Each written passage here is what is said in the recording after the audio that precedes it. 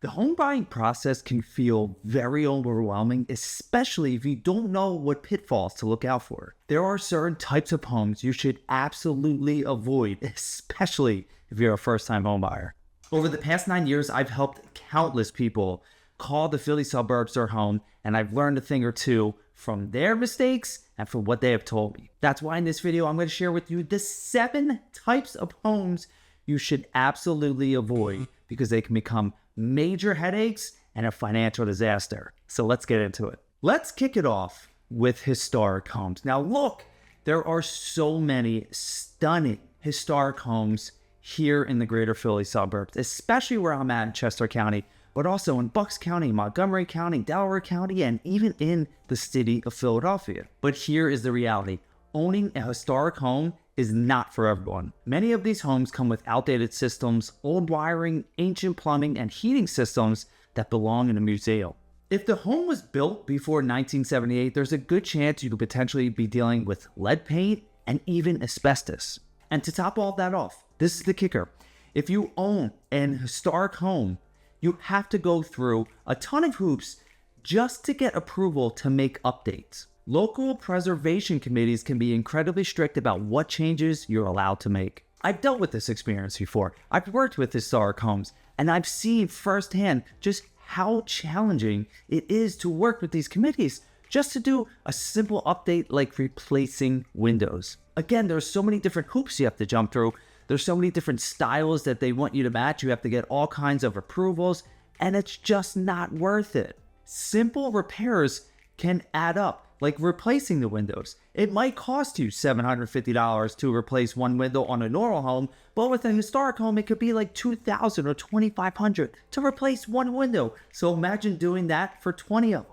If you do find yourself saying, Sean, I don't care what you say, I still want a historic home, then do yourself a favor. Make sure you hire a home inspector who has experience with historic homes that can guide you through that process. They know what to look out for, and also working with a great agent. Both of them combined can help you potentially save thousands on costly repairs. Next up, we have stucco homes. One of my personal favorites. I'm just kidding, right? Because stucco can be a major issue, especially here in the greater Philadelphia area.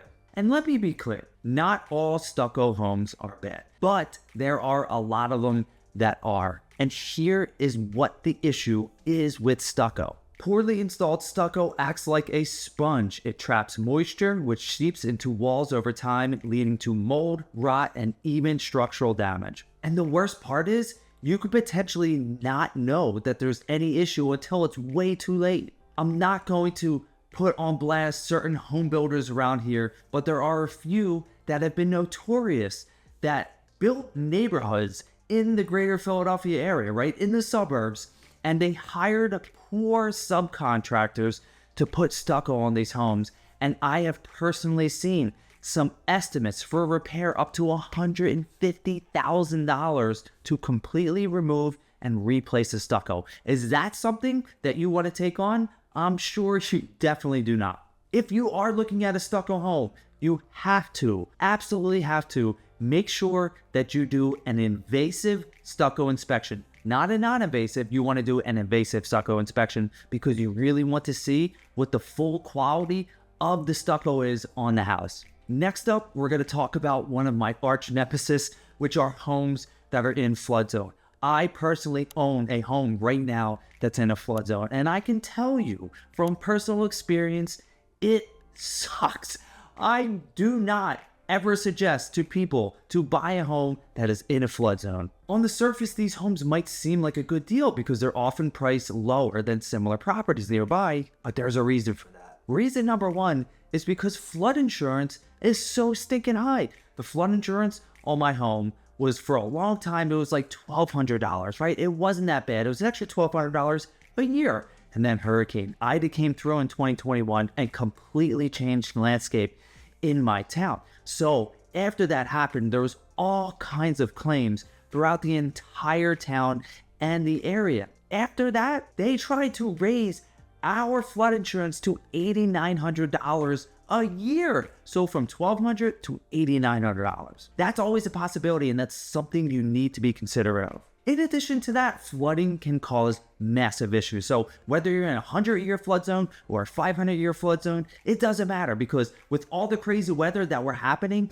it is possible that a big rainstorm come through and cause severe damage. I swear I have PTSD now whenever we get big rains, because we still own that property. And after extensive 6-figure renovations, we still have to deal with the threat of potential downpours that could ruin the house again. Make sure you check the FEMA flood map wherever you're thinking about buying. If the home is near water, there's a good chance you could need flood insurance. And if you get a mortgage, the mortgage company is going to require you to have flood insurance. Now, if you buy cash, you do not need flood insurance, but I would not suggest that. On to the next home type, and this one might not be obvious, but this is properties with power lines that run through the backyard or the side yard. Now, in Chester County, as well as the other counties like Montgomery, Delaware, and Bucks, there are certain neighborhoods that have those power lines running through it.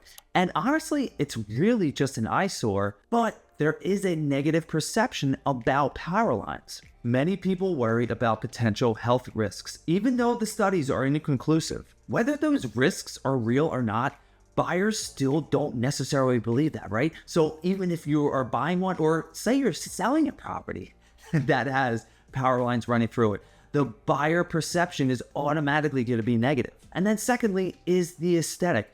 Imagine you go out into your beautiful backyard. It's an absolutely stunning summer day, not too hot, not too humid. You're going out for a barbecue, you're having a party, and there it is, right? These giant power lines are running through it. So aesthetically, it's not very pleasing, and that does reflect when you go to potentially sell the property. The next type of property is a home that is located very, very close to a major highway. And we do have a lot of those style of homes around here because these neighborhoods were built either before or after these major highways were put into place. So we have like Turnpike that comes through here, 202, 76, and there are a lot of neighborhoods that run right alongside of it. So when you have a home that's built near a major highway, you have to deal with a couple of things that are just not fun.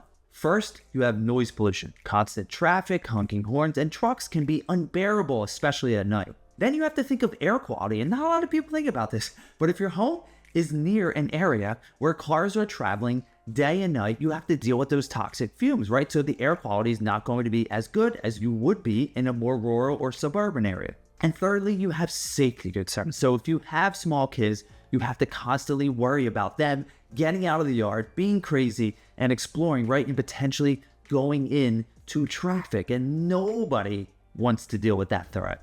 So here's a pro tip. If you are considering buying a home that is along a major highway, just go there at different times throughout the day, right? And see if you could actually deal with it, because there's a good chance you're going to want to rethink that decision. Now, this next one is big, especially in older neighborhoods, and that is properties that have underground oil tanks. Many homes in the Philly suburbs were originally heated with oil, and some still have underground oil tanks. Here's the issue. Over time, over decades, those tanks are subject to actually leaking. And you know what happens if you have an underground oil tank that leaks? You do not want to know what happens, right? Because it's messy and it's very, very costly. You're going to have an environmental disaster on your property, and there's a good chance, right? I can almost say with absolute certainty, you do not want to deal with that. Cleanup costs can range from $10,000 to over $50,000. And as a homeowner, you could be on the hook even if the leak happened before you bought the property. That's why documentation is very important. If you're thinking about buying a home and it does have an underground oil tank and you're willing to take on that risk, you have to get proper documentation from the seller to see if there were any issues at all, and make sure, please, for the love of God, make sure that you have an environmental inspection. On the PA, agreement of sale, there isn't necessarily a line for that, so you have to have your agent write it in that you want to have an environmental inspection done of the underground oil tank. And next, we have one of my favorite, which are flipped homes. And look, I myself am an investor. I have worked with investors, dozens and dozens and dozens of investors over the past 9 years. I have seen this firsthand. I have very extensive knowledge about flip properties. And I can tell you this, If you buy a bad flip property, it's going to cost you way more than what you paid for. Here are a few things to watch out for: cheap materials that won't last, shoddy workmanship that can lead to bigger issues, and unpermanent renovations, which can cause legal and safety headaches. And that last one is very important: unpermitted renovations. If you are buying a home that was taken down to the studs completely, and all the wiring was redone, the plumbing was redone, the subflooring was redone, you have to make sure that the person who owns the property is able to provide you with the proper documentation, just like the underground oil tanks. If they do not have permits, there is a very good chance they did not do the work correctly. And you know what that means? And it might not happen in 3 months, and it might not happen in 6 months, but a year down the road after owning it, something could go wrong. You have to take the walls out. Right? Removing drywall in and of itself is such a pain in the butt. And then you find out that the work was not done properly, and you are going to be stuck with that bill unless you can go back and get money from that seller. But a year down the road, it's very difficult to do. Not all home flippers are bad. I know a lot of great ones who do quality work. Just make sure that if you're looking at a property that has been flipped, you do the proper due diligence. Avoiding these types of homes can save you from major headaches and financial stress when buying in the Philly suburbs. If you find yourself wanting to relocate to this area, or even if you already live here and you're looking to buy in a different county, just make sure you click that link below, schedule an appointment with me. We'd love to chat with you and help you whatever it is with your real estate and home buying journey. Talk to you soon.